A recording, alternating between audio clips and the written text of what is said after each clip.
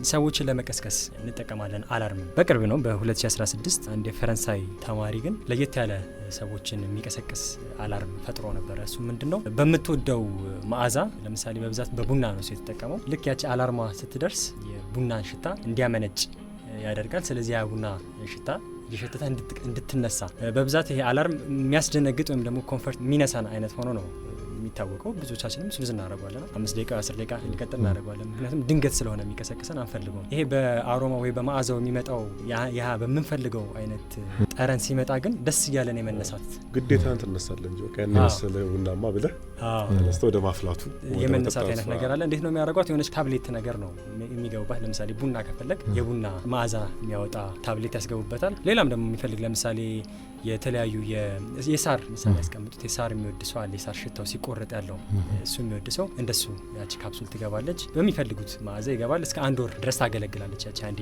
የሚያስገባት ካፕሱል ማለት ነው። አላርሙ ላይ ነው የሚገባው ማለት ነው። እሷ ላይ ይጠቀሙባታል። ከዛ ልክ ሰዓት ሲደርስ ለ3 ደቂቃ ያህል ነው ያንን ሽታ የሚለቀው። በ3 ደቂቃ ካልሰማ ይጮህልሃል። ወደ ባህላዊ ኢትዮፒካሊ